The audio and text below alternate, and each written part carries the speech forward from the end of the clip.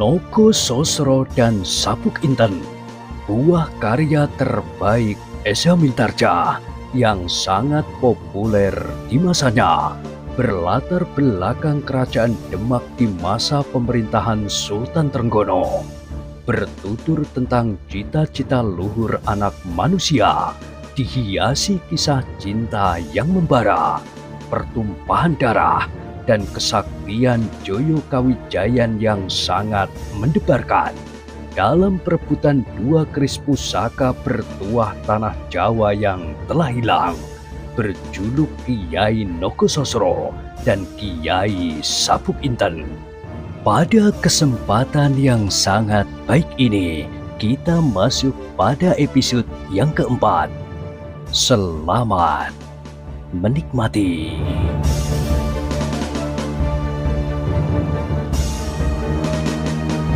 Di akhir kisah sebelumnya disebutkan, daya sirep itu demikian kuatnya sehingga baik Maesa Jenar maupun Gajah Alit harus tetap menyediakan sebagian perhatiannya untuk tetap melawan pengaruhnya. Dengan mengukur kekuatan angin aneh itu, Mahesa Jenar sedikit banyak dapat menjajaki sampai di mana kehebatan orang yang memasangnya. Dengan demikian Mahesa Jenar harus betul-betul waspada, sebab ia tahu betul bahwa orang yang memasang sirep itu tentulah seorang yang mempunyai kesaktian tinggi.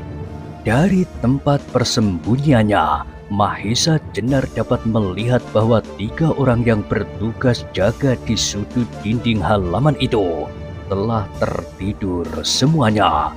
Tombaknya disandarkan pada dinding halaman dan mereka bertiga begitu saja menggeletak tidur di atas rumput. Maka setelah agak lama Mahesa Jenar menanti, datanglah saat yang menyebabkan denyut jantung Mahesa Jenar bertambah cepat. Karena pendengarannya yang sangat tajam itulah, maka ia mendengar suara berdesir di atas atap balai perbendaharaan istana. Ketika dengan matanya yang setajam telinganya itu pula, ia mengamat-amati arah suara itu. Darahnya menjadi tersirat. Dilihatnya samar-samar bayangan yang berkerudung hampir seluruh tubuhnya berjalan mengendap-endap. Tiba-tiba bayangan itu berhenti hanya beberapa depa saja di atasnya. Mahesa Jenar segera mengatur jalan pernafasannya supaya tidak didengar oleh bayangan itu. Dan memang rupa-rupanya bayangan itu sama sekali tidak mengerti kalau di bawahnya bersembunyi seseorang.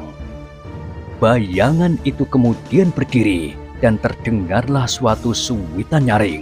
Setelah itu ia berdiri tegak sambil memandang ke arah sudut pagar halaman. Tiba-tiba muncullah berturut-turut, hampir seperti seekor merpati yang terbang dan hinggap di atas dinding pagar yang tingginya 1,5 kali tinggi orang. Dan kemudian terdengarlah tawa itu. Bayangan di atas balai perbendaharaan itu memperdengarkan suara tertawa yang walaupun tidak keras tetapi memancarkan suatu pengaruh yang luar biasa, sehingga seseorang yang mendengarnya hatinya menjadi begitu pedih seperti mendengar rintihan hantu kubur.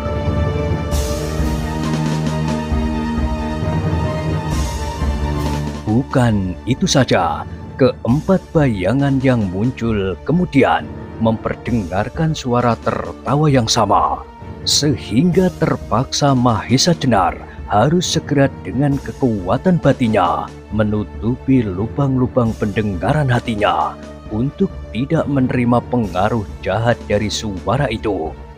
Kemudian keempat orang itu meloncat dengan gaya seperti seekor burung turun ke halaman. Seperti terapung di udara, mereka berlari ke arah bayangan di atas atap itu. Sementara itu, dari arah lain Mahesa Jenar melihat bayangan seorang yang pendek bulat berlari seperti batu berguling-guling, masuk jurang begitu cepatnya ke arah 4 bayangan itu. Belum lagi Mahesa Jenar berbuat sesuatu, bayangan itu sudah langsung menyerang. Hati Mahesa Jenar berdebar bertambah cepat. Bayangan yang gemuk, pendek, dan menggelinding cepat sekali tadi sudah pasti adalah Gajah Alit. Rupanya ketika Gajah Alit mendengar suwitan bayangan di atas atap itu, ia mengira kalau Mahesa Jenarlah yang memberi tanda kepadanya untuk membantunya.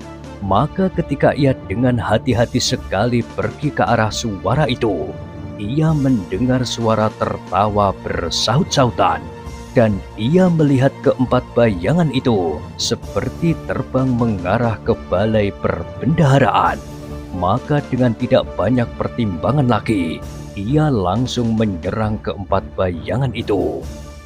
Keempat bayangan itu rupa-rupanya sama sekali tidak menduga kalau ia akan mendapat serangan demikian hebatnya, sehingga dalam beberapa saat rupa-rupanya Gajah Alit telah berhasil melukai satu di antaranya. Tetapi ketiga yang lain menjadi sangat marah, dan segeralah terjadi pertempuran yang hebat sekali.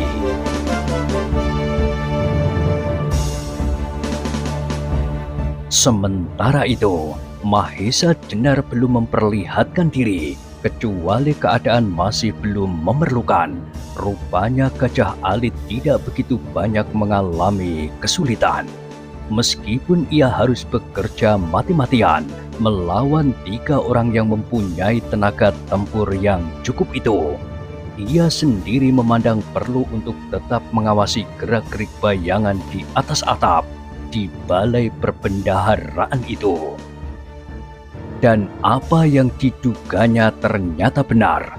Bayangan di atas atap itu ternyata adalah pemimpinnya, yaitu Lowo Ijo sendiri. Melihat keempat orang itu tak segera dapat mengatasi lawannya, Lowo Ijo tampaknya tidak sabar lagi. Tiba-tiba ia mengeluarkan suatu suwitan nyaring, dan seperti seekor elang menyambar, ia terjun dari atap. Kedua tangannya dikembangkan dan tampaklah jari-jari tangannya yang kokoh kuat itu siap menerkam Gajah Alit. Mahesa Jenar yang memang sudah siap tidak membiarkan Gajah Alit dilukai. Segera ia pun meloncat dari persembunyiannya. Geraknya tampak kuat, tangkas dan teguh seperti seekor banteng yang terluka menyerang lawannya. Mendengar suwitan dari atas atap itu, Gajah Alit segera sadar bahwa suwitan itu seperti yang didengarnya tadi ternyata bukanlah suara Mahesa Jenar. Maka segera ia melontarkan diri jauh ke belakang sampai 4-5 depa, dan segera bersiap menghadapi kemungkinan dari musuhnya yang baru itu. Melihat gerak yang demikian cepatnya, ketika musuhnya menjadi terkejut, demikian juga Lowo Ijo yang terpaksa membuat satu gerakan di udara untuk mengubah arah terjunnya. Tetapi kembali di luar dugaannya bahwa dari arah lain datanglah dengan garangnya suatu serangan yang dahsyat. Kembali Lowo Ijo itu mengubah gaya tubuhnya, tetapi meskipun demikian, ia tidak mempunyai kekuatan lagi untuk menyerang ke arah yang berlawanan. Sehingga segera ia melipat tangan kanannya untuk melindungi dada, sedangkan tangan kirinya disiapkan untuk menyerang. Maka pada saat kaki Lowo Ijo baru saja menyentuh tanah, datanglah serangan Mahesa Jenar dengan dahsyatnya, sehingga terjadilah suatu benturan yang sangat hebat dari dua tenaga raksasa itu.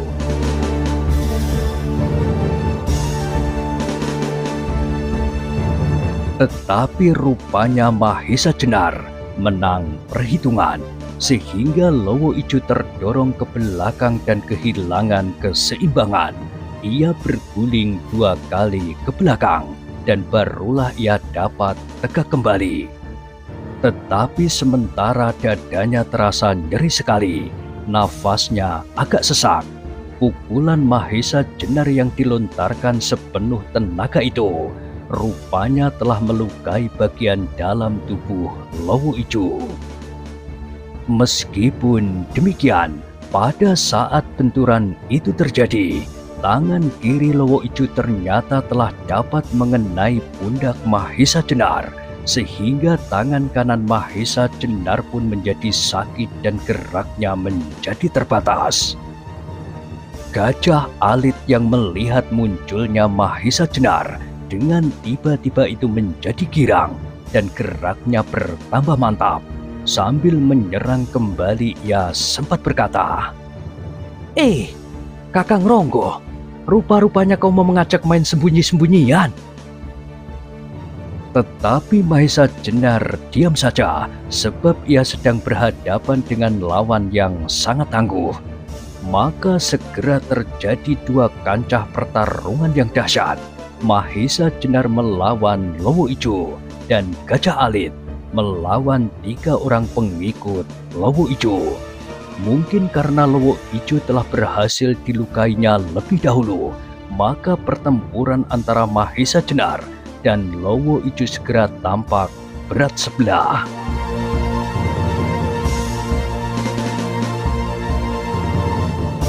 Sekali 2 kali memang ia bisa mengenai tubuh Mahesa Jenar, tetapi sebaliknya Mahesa Jenar telah mengenainya 2 kali lipat. Karena tangan kanannya terluka, Mahesa Jenar memusatkan serangannya pada kecepatan gerak kakinya. Dan ternyata ini berbahaya sekali bagi Lowo Ijo. Pada suatu kali Lowo Ijo dengan dahsyatnya menyerang arah tenggorokan Mahesa Jenar dengan 2 buah jarinya yang dirapatkan. Cepat-cepat Mahesa Jenar menghindar dengan menarik tubuhnya sedikit ke samping. Tetapi secepat kilat, Lowo Ijo mengubah serangannya dengan suatu tendangan ke arah ulu hati Mahesa Jenar. Serangan itu datangnya cepat sekali, sehingga hanya dengan gerakan yang kecepatannya tak dapat dilihat, Mahesa Jenar berhasil menangkis serangan itu dan dengan tangannya mendorong kaki itu ke dalam. Dorongan itu begitu kuatnya sehingga Lowo Ijo terputar setengah lingkaran.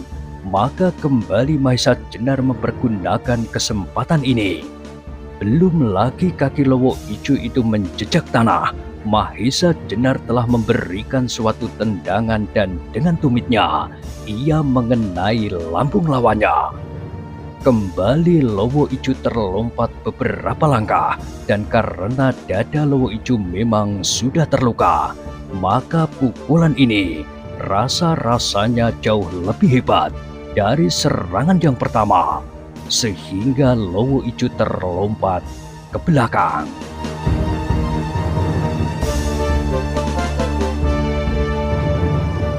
Mahesa Jenar yang akan memburunya terpaksa segera menghentikan geraknya. Seleret sinar putih terbang menyambar dadanya. Secepat kilat ia miringkan tubuhnya, dan sinar putih itu lari hanya berjarak setebal daun dari dadanya, mengenai dinding balai perbendaharaan dan langsung menancap di sana hampir sampai ke tangkainya. Ternyata benda itu adalah sebilah pisau yang pada tangkainya diikatkan secari kain yang bergambar seekor kelelawar hijau dengan kepala serigala. Melihat pisau itu tertancap begitu dalam, hati Mahesa Jenar tersirap juga. Kalau saja pisau itu menancap di dadanya, entahlah apa jadinya.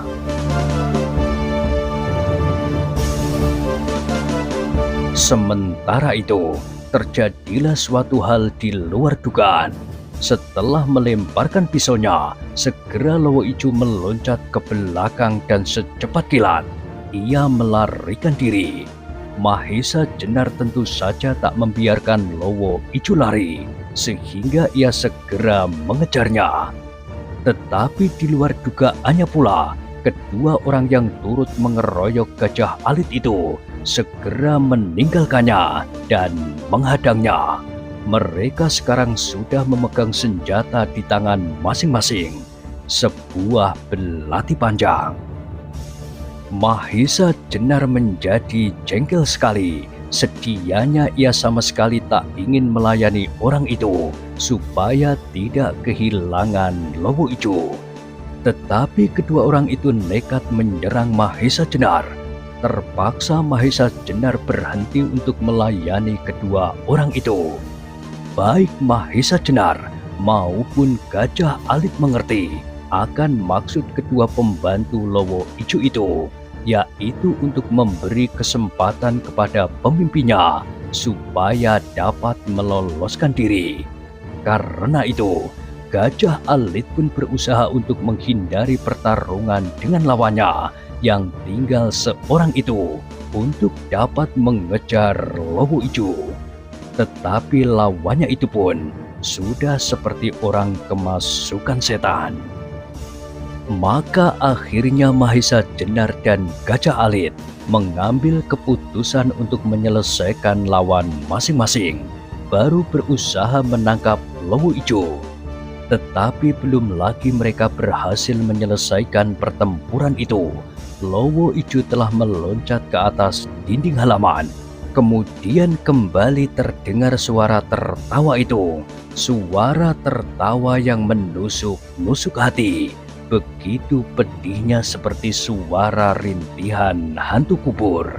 Dengan cepat tertawanya itu semakin lama semakin terdengar jauh dan lemah. Menyaksikan hilangnya Lowo Ijo di depan matanya, Mahesa Jenar dan Gajah Alit menjadi gusar bukan kepalang. Dan sekarang kegusarannya itu hanya dapat ditumpahkan kepada lawannya yang ketika itu juga sudah berusaha untuk melarikan diri. Maka dengan kekuatan penuh, Mahesa Jenar segera menghantam lawannya. Pisau yang dipegang oleh kedua orang itu sama sekali tak berarti, dan sekali pukulan Mahesa Jenar melayang mengenai kepala salah seorang di antaranya, sehingga terdengar suatu jerit ngeri. Disusul teriakan keras dari yang seorang lagi karena tulang-tulang rusuknya rontok disambar kaki Mahesa Jenar. Maka seperti batang pisang keduanya roboh di tanah dan tak bergerak-gerak lagi. Belum lagi gema teriakan itu berhenti, terdengarlah suara keluhan yang tertahan. Rupanya Gajah Alit pun berhasil menyelesaikan pertempurannya. Hanya saja ia mempunyai cara sendiri untuk menumpahkan kemarahannya. Dengan tangannya yang pendek kukuh itu ia menyambar leher lawannya. Lalu dengan ibu jarinya yang kokoh ia menekan leher itu sampai nafas lawannya putus. Namun meskipun pada pagi harinya terjadi kegemparan dalam istana, serta hampir tiap-tiap mulut menyatakan pujian terhadap Mahesa Jenar dan Gajah Alit yang telah berhasil menggagalkan usaha Lowo Ijo, bahkan dapat pula membinasakan 4 orang anggotanya. Tetapi Mahesa Jenar tetap merasa kagum akan kekuatan tenaga batin lawannya. Meskipun terjadi perkelahian begitu hebatnya, serta beberapa kali terdengar teriakan dan suitan, namun tak seorang pun dari mereka yang tertidur karena pengaruh sirup itu terbangun. Apalagi suara tertawa itu, alangkah tajamnya, sehingga mempunyai pengaruh yang luar biasa. Orang yang tidak mempunyai daya tahan yang kuat tentu akan terpengaruh karenanya, akhirnya menggigil ngeri dan kehilangan tenaga.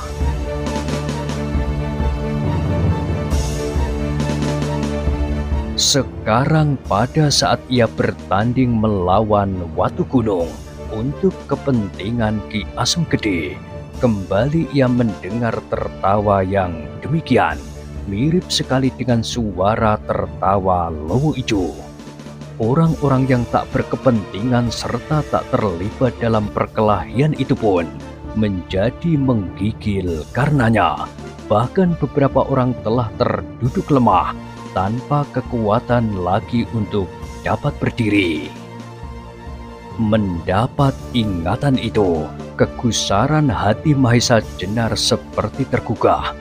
Dalam sejarah hidupnya, belum pernah ada seorang penjahat yang sudah berada di bawah hidungnya terluput dari tangannya.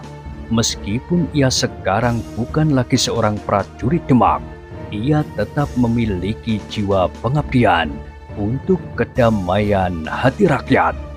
Karena itu, sekali lagi ia ingin bertemu dengan Lowo Ijo yang sejak peristiwa itu namanya tak pernah terdengar lagi. Tetapi ia yakin bahwa apabila tak terbinasakan, pada suatu saat pasti Lowo Ijo akan muncul kembali. Watu gunung yang memiliki ciri-ciri khas sama dengan Lowo Ijo tentu mempunyai hubungan erat. Mungkin Watu Gunung adalah bekas gerombolan Lowo Ijo, atau mungkin juga muridnya. Maka timbullah keinginan Mahesa Jenar untuk mempermainkan orang ini sebagai undangan buat kehadiran Lowo Ijo.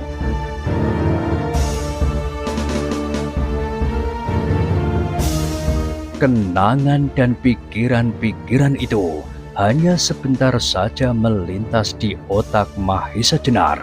Sementara itu, suara tertawa Watu Gunung sudah menjadi kian lemah. Para penonton pun menjadi kian ngeri dan ketakutan. Beberapa orang di antaranya terjatuh lemas seperti dicopoti tulang-tulangnya. Saat yang mengerikan tentu segera tiba. Para penonton yang mengharap segera berakhir riwayat kelima iblis itu meratap dalam hati. Tepat pada saat mulut Watu Gunung terkatup, matanya segera berubah menjadi merah dan liar. Wajahnya tampak bertambah bengis. Ia memandang Mahesa Jenar dengan tajam. Tangannya direntangkan ke samping, sedangkan jari-jarinya yang kuat itu dikembangkan, siap untuk menerkam dan merobek lawannya. Setapak demi setapak ia maju mendekati umpannya. Tetapi sementara Mahesa Jenar pun telah siap dan telah mendapat keputusan untuk mempermainkan lawannya. Tetapi ia tetap waspada dan hati-hati, sebab ia tahu betapa kuatnya Lowo Ijo. Kalau saja orang ini dapat mewarisi segala kehebatan Lowo Ijo, pertarungan tentu akan menjadi sangat sengit sekali. Ketika jarak mereka tinggal kira-kira 2 depa, Watu Gunung menggeram hebat. Lalu dengan gerak yang cepat sekali, ia melompat menerkam Mahesa Jenar. Serangan yang dilontarkan dengan sepenuh tenaga serta dari jarak yang begitu dekat dengan kecepatan yang tinggi menjadikan darah para penonton berdesir. Apalagi ketika mereka melihat Mahesa Jenar tidak sempat menghindari serangan itu. Ia hanya dapat melindungi dirinya dengan tangannya yang disilangkan di muka dadanya untuk menahan terkaman jari-jari Watu Gunung. Memang saat itu Mahesa Jenar sama sekali tidak berusaha menghindar. Ia hanya mempergunakan tangannya untuk melindungi dadanya. Dan ketika serangan itu datang, terdengarlah beberapa jeritan tertahan justru dari para penonton. Sedangkan Ki Asem Gede pun tak sempat mengedipkan matanya. Mereka mengira bahwa akan terjadi suatu benturan yang dahsyat dan tangan Mahesa Jenar akan dipatahkan. Tetapi apa yang terjadi adalah jauh dari itu. Sama sekali tak terjadi benturan yang keras. Sebab waktu tangan Watu Gunung menyentuh tangannya, Mahesa Jenar surut ke belakang selangkah untuk memusnahkan tenaga lawan. Sesudah itu, ia gunakan 6 bagian tenaganya untuk mendorong lawannya. Watu Gunung sama sekali tidak mengira bahwa ia akan mengalami pelayanan yang demikian. Karena itu, seperti bola besi yang dilemparkan ke udara oleh tenaga seekor banteng, ia melayang sebentar dan terjatuh beberapa depa ke belakang. Hanya karena kelincahan dan keuletannya, maka ia tidak terpelanting dan jatuh bergulingan. Meskipun tubuhnya bergetar, Watu Gunung berhasil tegak di atas kedua kakinya. Bahkan ia telah siap pula dengan sebuah pertahanan. Bagus, ulet juga orang ini, desis Mahesa Jenar. Tetapi Mahesa Jenar tidak mau memberi kesempatan lagi. Watu Gunung geragapan. Cepat-cepat ia rendahkan tubuhnya dan melindungi lambungnya dengan siku. Tapi rupanya Mahesa Jenar tidak betul-betul menyerang lambung itu. Sebab sebentar kemudian tangan kanannya sudah berputar mengenai tengkuk Watu Gunung. Kembali Watu Gunung terhuyung-huyung ke samping, dikerahkannya semua tenaganya untuk menahan tubuhnya supaya tidak jatuh, dan dengan susah payah ia berhasil juga.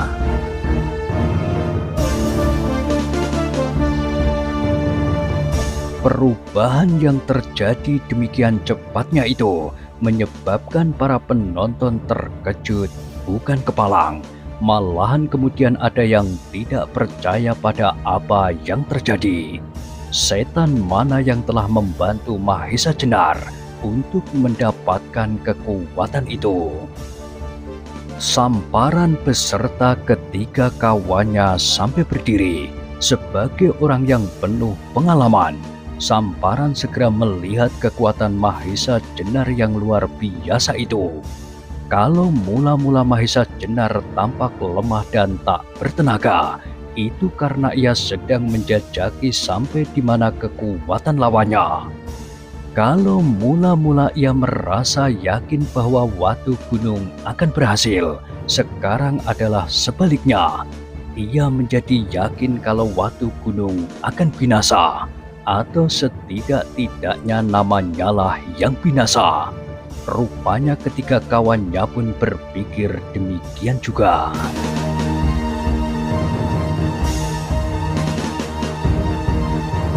Apalagi Mahesa Jenar telah mendesak demikian hebatnya. Anehnya serangan-serangan Mahesa Jenar itu tidak tampak membahayakan. Pada suatu kali, ketika Mahesa Jenar meloncat dengan dahsyatnya ke udara, kakinya bergerak menyambar kepala Watu Gunung, sehingga Watu Gunung terpaksa merendahkan diri untuk menghindar. Tetapi segera kaki itu ditarik, dan sekali menggeliat, Mahesa Jenar telah berdiri di belakang Watu Gunung. Tangannya bergerak cepat sekali ke arah kepala Watu Gunung.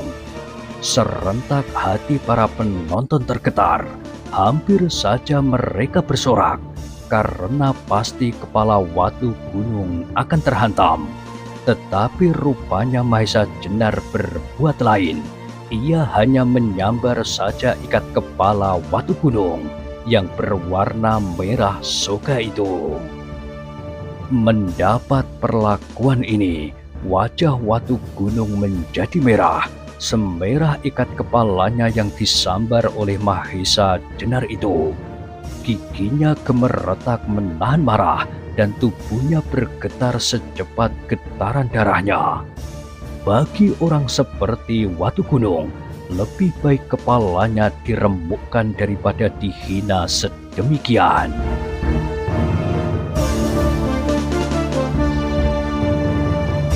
Ki Asem Gede yang sejak melihat perubahan sikap Mahesa Jenar sudah mendapat kepastian akan akhir dari pertarungan itu. Melihat Mahesa Jenar berbuat demikian, ia tak dapat lagi menahan geli di hatinya. Tertawanya melontar tak terkendalikan sampai tubuhnya terguncang-guncang. Mendengar suara Ki Asem Gede tertawa terkekeh-kekeh, hati Watu Gunung semakin terbakar. Maka secepat halilintar menyambar, tangannya tergerak, dan seleret sinar menyambar dada Mahesa Jenar. Melihat sinar itu, sesaat Mahesa Jenar bimbang. Kalau ia menghindar, tentu pisau itu akan mengenai salah seorang penonton yang berdiri di luar arena itu. Tetapi ia tidak mempunyai waktu banyak untuk berbimbang-bimbang. Pada saat yang tepat, ia miringkan tubuhnya seperti apa yang ia lakukan sewaktu ia menghadapi keadaan yang sama ketika ia bertempur dengan Lowo Ijo. Tetapi sekarang ia tidak menghendaki pisau itu menelan korban yang tak berdosa. Dengan suatu gerakan yang sukar dilihat dengan mata, tangan Mahesa Jenar menyambar tangkai pisau itu. Tahu-tahu pisau itu sudah di tangannya. Melihat adegan itu, penonton menjadi gempar. Mereka menjadi lupa bahwa di antara mereka masih ada 4 orang iblis yang menyaksikan pertunjukan itu dengan penuh kemarahan. Kecenderungan mereka untuk memihak Mahesa Jenar akan menambah dendam ke-4 orang itu. Ki Asem Gede yang paling tak dapat menguasai dirinya, seperti seorang anak kecil ia berteriak-teriak memuji. Hahaha, bagus, bagus, bagus. Tetapi tiba-tiba teriakannya dan kegemparan penonton pun mendadak terhenti. Mereka melihat seorang dengan lincah meloncat ke dalam arena sambil memegang sebuah pedang pendek. Itulah Gagak Bangah, anggota termuda dari kawanan iblis itu. Rupa-rupanya ia tidak dapat lagi mengendalikan dirinya melihat Watu Gunung dihinakan sedemikian. Meskipun ia merasa bahwa ia sendiri tidak akan mampu melawan Mahesa Jenar, tetapi berdua dengan Watu Gunung adalah lain soalnya. Ia sendiri tidak sekuat Watu Gunung, tetapi ia mempunyai kelebihan dalam hal kecepatan bergerak, dan kecepatannya itu apabila digabungkan dengan kekuatan tenaga Watu Gunung, mungkin akan dapat merobohkan lawan yang bagaimanapun tangguhnya. Melihat seorang kawannya memasuki arena, hati Watu Gunung yang sudah tipis sekali itu menjadi tergugah kembali. Ia sudah tidak peduli lagi kepada peraturan yang ditentukan dalam pertarungan itu. Melihat seorang laki masuk dalam arena, Mahesa Jenar terkejut. Ia surut beberapa langkah ke belakang dan pandangannya mengandung pertanyaan. Tetapi dengan tak banyak cakap, Gagak Bangah sudah memutar pedang pendeknya dan dengan kecepatan yang luar biasa, ia menyerang Mahesa Jenar. Tunggu! Terpaksa Mahesa Jenar ingin mendapatkan penjelasan sambil meloncat menghindari serangan itu. Adakah kau ingin menggantikan Watu Gunung? Tetapi ia tidak mendapat jawaban. Bahkan kini Gagak Bangah dan Watu Gunung menyerang bersama-sama. Kalian melanggar peraturan, sambung Mahesa Jenar sambil meloncat menghindari sambaran pedang pendek, dan kemudian dengan cepat sekali ia meloncat 2 depa ke belakang sebelum kaki Watu Gunung mengenai tengkuknya. Tidak ada suatu peraturan pun yang dapat mengikat kami, teriak Gagak Bangah dengan garangnya. Kami berdiri di atas segala peraturan. Kalau kami berhak menentukan peraturan, kami pun berhak mengubah atau menghapus peraturan itu. Mahesa Jenar menjadi sadar bahwa ia berhadapan dengan orang-orang yang licik dan tidak bersikap jantan. Ia paling benci pada sifat-sifat yang demikian. Ia lebih menghargai seseorang yang mengakui kekalahannya daripada orang yang licik dan curang. Itulah sebabnya kemarahan Mahesa Jenar tergugah.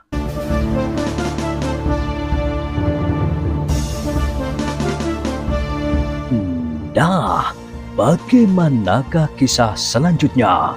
Silakan ikuti terus kisah Nogo-Sosro dan Sabuk Inten pada kesempatan berikutnya. Sampai jumpa.